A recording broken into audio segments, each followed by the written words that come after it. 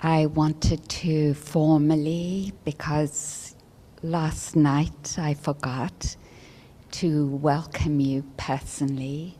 I have known some of you for many, many, many, many years, and so some of you are friends, old friends, and some of you are here, I'm meeting for the first time, and I feel so honored to come together with you, and we feel so honored to come together with you in our calling in to offer ourselves and the world what is beautiful about ourselves. And I want to welcome all the efforts that each of us have made through our lifetimes and for this retreat that have brought us here. Because for me, and I think for us, coming together with this commitment is the antidote to the ongoing fascism and harming that is happening in our country and in the world.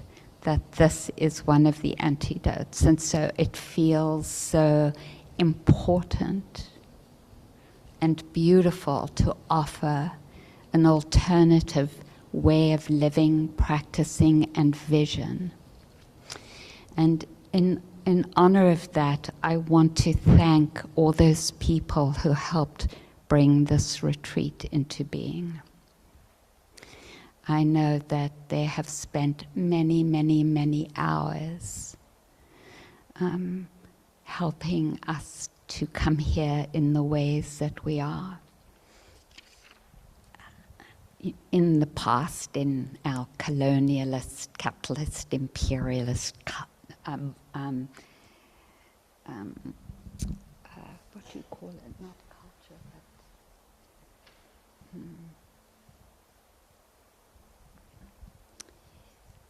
takeover.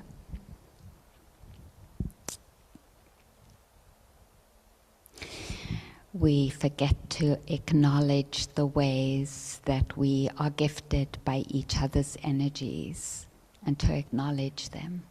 And then when we're acknowledged, we forget how to receive it. So to all of you who we've thanked, please receive our gratitude and our acknowledgement.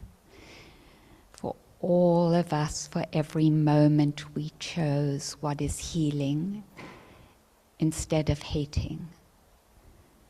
We want to thank you for that choice, because without you, this room would be different. And we know that that choice has been part of our survival. And we forget to acknowledge ourselves for the choices and the efforts we've made. And so just taking a moment to thank ourselves for all those choices that enabled us to want to come here. The strength of that and the beauty of that. Because we are in this retreat to reclaim what is beautiful about ourselves, what is liberatory, in direct resistance, not resistance with anger and hatred, but in resistance to the hegemony messaging, not our messaging, but their messaging, that creates an easy reaction so that we forget who we are. We know that we have been deeply impacted by the oppression and hatred directed towards us in all the different situations that we've experienced that. and how in that triggering over and over again, we often split the scene, become dissociated or go into addiction or other behaviors that don't support, that help us to survive and haven't supported our well-being.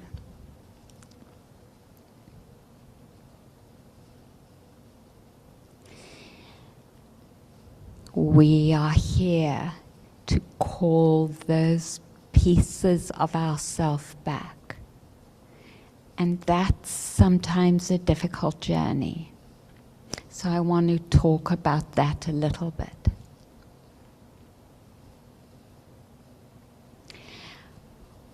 For myself,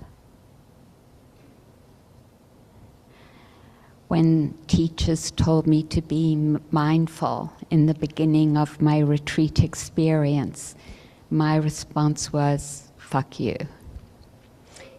Because it felt totally challenging of what I could do.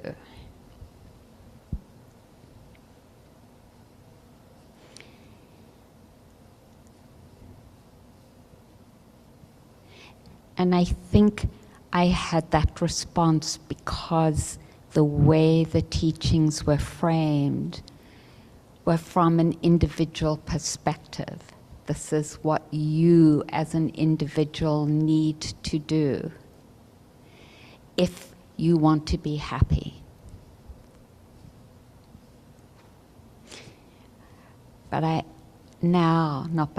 Now I feel a little differently, which is I'm not only doing it for myself, I'm doing it for the world, for my families, for my nieces and nephews, for the earth.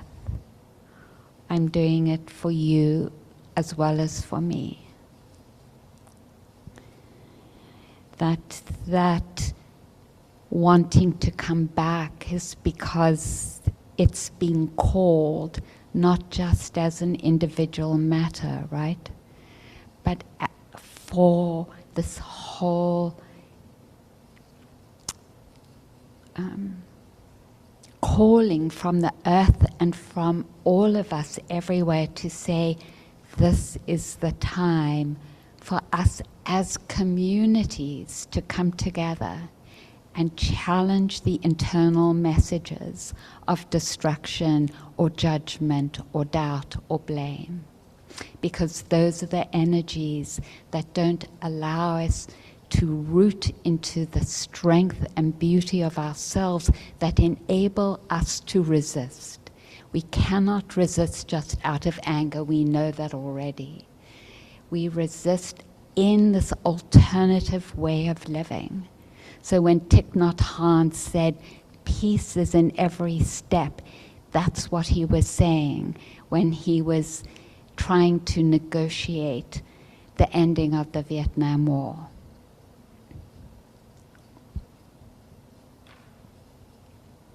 And it's what we already know as survivors from the assaults we have experienced. That anger cannot do it. It's understandable that anger is there, but that isn't the energy that calls us into our authentic leader, beautiful, resilient, strong, warrior self that we are. Loving self that we are. The Pali word for meditation is bhavana, which means becoming, to grow. And this is what we're growing. We're growing through this practice into the capacity to be resilient and to feel that our beauty and our vision of what is healing, not just for ourselves but our communities and for all of life, can be a living thing that guides us in our leadership. And I don't mean the traditional leadership of, being at the front of the line. I mean leadership as in, no, I refuse to move in hatred, judgment, shame, and blame in the way that that fascism rests on. I am leading in respect and love, and I know I have to practice that. And that we're students of that. It isn't an expectation that then we judge ourselves from. It's like I'm a student and I lose that vision, but then because we're together and we have the structure, I'm reminded of it. Oh, right, what am I supposed to be doing? Oh, not judging myself for that terrible meditation or for hating the setup or for the sound. It's not loud enough, or that's too loud or too hot, or I didn't sleep because of the bloody heaters, or whatever it is. It's like, oh, I forgot. Do I rest my mind there, or do I rest it differently? And this path offers us an alternative to the suffering that we're carrying. It says, here is a choice. And that choice comes through growing presence or mindfulness or sati or awareness, a remembering of, and that's another definition, why am I here? Why am I here alive? Why? To remember the sacredness that life gave me. Because I got lost, and I got so badly lost when I was young, I almost lost that.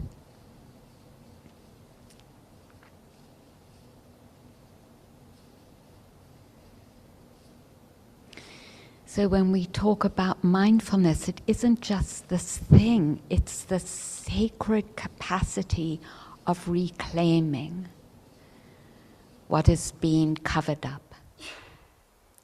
Not really lost, otherwise I wouldn't be here, but has been covered up. And it's covered up a lot in really the growing fascism. It's covered up a lot. And our work is to uncover that inside ourselves and in our communities to begin with. That's our project. Not project, I just told you not to have a project. That's the invitation. There's another definition of mindfulness that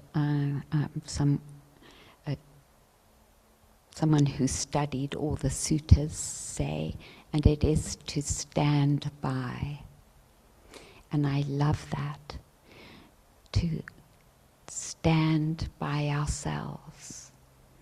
Like that story about Christmas and the son saying to the father, you haven't given me your presents. To stand by means, I want you to know I don't want to forget you, Arinna. I'm in training. I want to stand by you. And we need each other for that. We need the reflection from each other of that.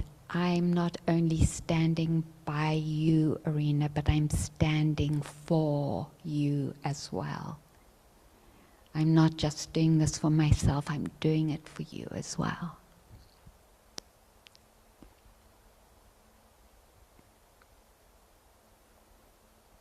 But we can begin with ourselves. That's okay, if that feels like the right thing to do. To stand by, and to stand by means to know, I know what my experience is, I'm here and I know it, but it's more than that. I'm spending so much talking about this larger field because we can't know ourselves if that knowing doesn't include our intention to care, to respect ourselves where we are. And that means to challenge the negative messages. That isn't good enough. I can't believe you thought that. I can't believe you spent the last sitting having that argument. Like, what would it be? Just take a moment. What would it be to have the rest of this day, or even the next period of time, like the rest of the sitting, which we'll go to soon, where we really committed to not believing our rejection of ourselves, our shame, our judgment, our blame, that we don't deserve our love, where we don't believe the comparing mind of this isn't good enough, I've had better, where how we are, and we called that into being over and over again last night, acceptance, where how I am, I accept, I honor you. Everything that arises for good reasons. It doesn't mean we have to keep on doing it, but it arises for good reasons. So in these Buddhist teachings, there's never a good reason to shame, blame, or judge ourselves. Never, ever. To keep wanting something different. Never, ever. It never serves us. In one of the suttas, the Buddha talks about the unwholesome energies, the energies that don't serve us, as walking around with a necklace of shit. That's how unhelpful it is. It's a great image. It was a great image for me to practice with. So this retreat is dedicating ourselves to ourselves and to each other in our temporary community and in our friendships,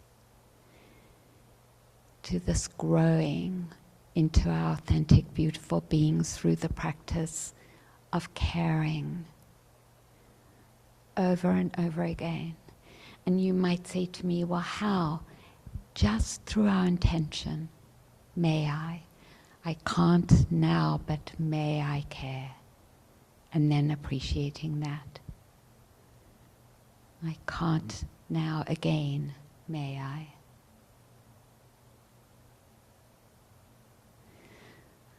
I just can hardly stay settled, may I?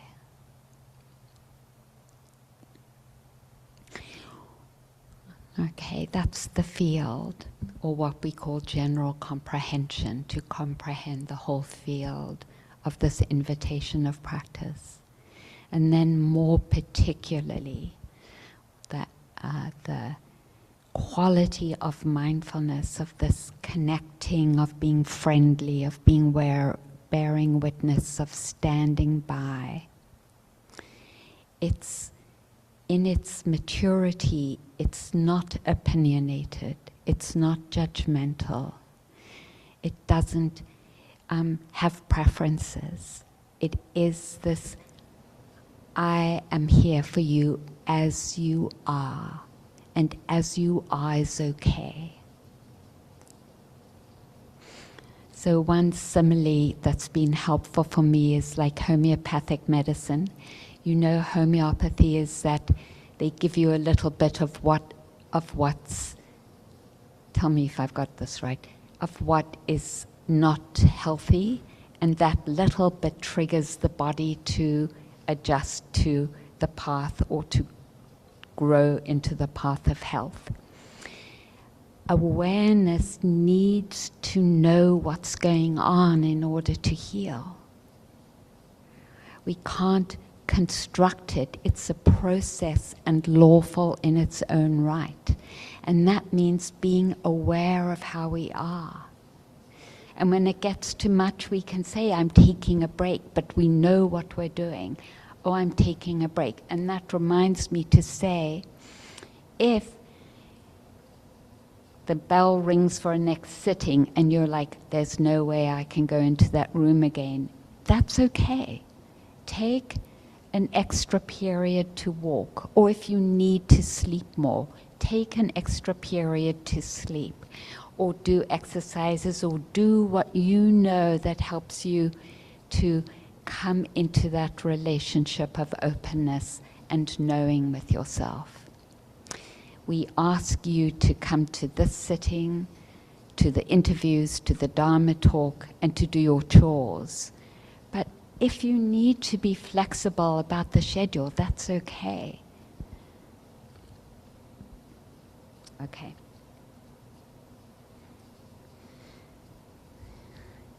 What we're aware of isn't so important as the relationship of awareness. It can be your breath, it can be sound, it can be the whole body.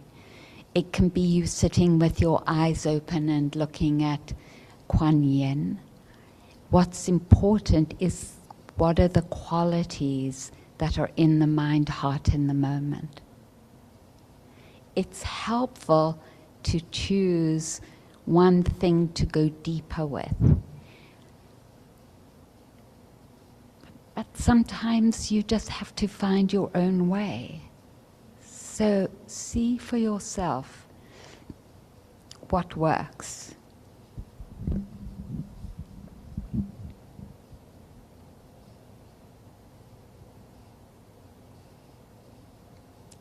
Okay. Let's see here. 9:30, 10:15. So I'm so sorry. We're just going to take 10 minutes for a guided meditation now. That's a little bit, but I wanted to give more instructions at the beginning of our retreat. They won't be so long in the future. So find a comfortable position for yourself, whatever that is, standing, lying down, slouching, sitting.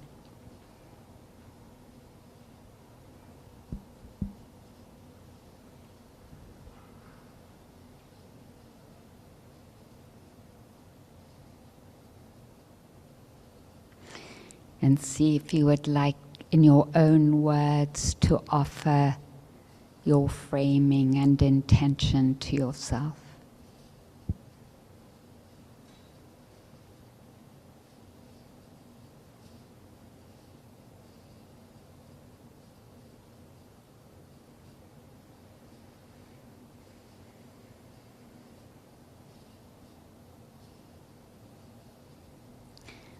Perhaps you can include patience and the willingness to learn.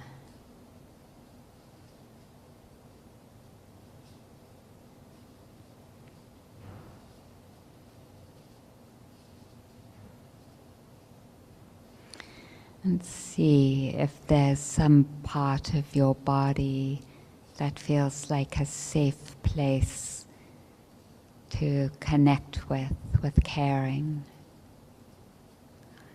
Maybe elbows or hands.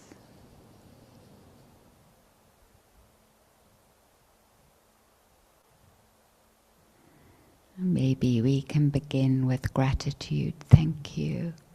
Thank you, elbows, for allowing my arms to bend, or skin for encasing my body. I can feel you through the touch of my clothes and the air.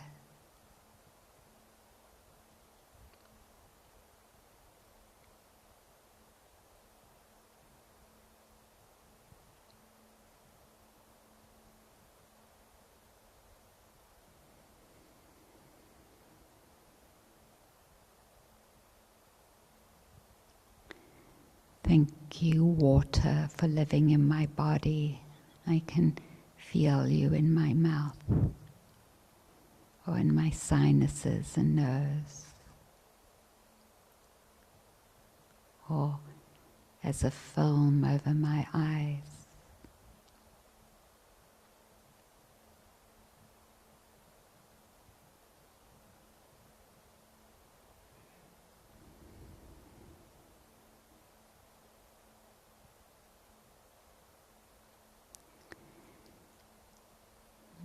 Taking a moment to acknowledge the whole body in the posture you're in.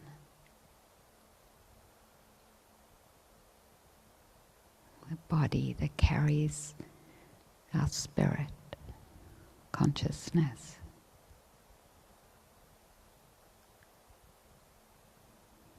Thank you, body, for carrying me, for finding your way with me.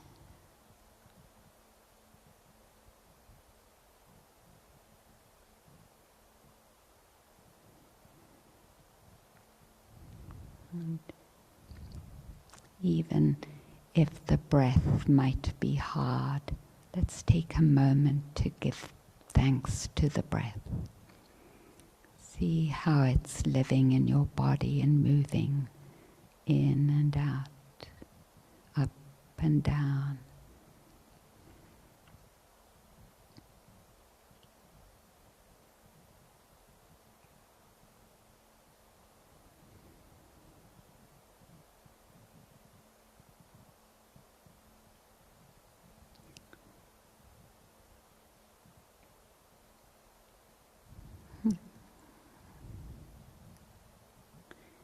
Wherever it feels most comfortable for you to stay.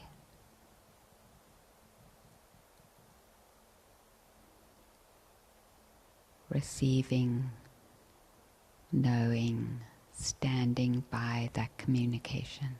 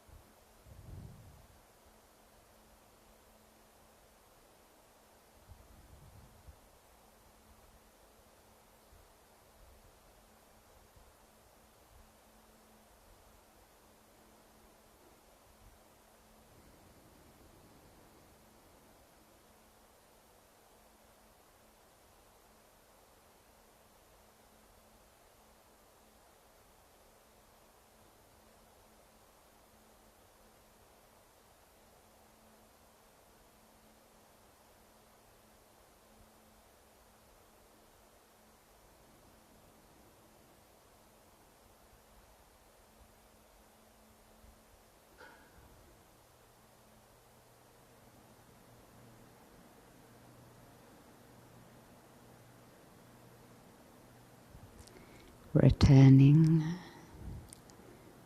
dropping from the thinking process into the standing by process.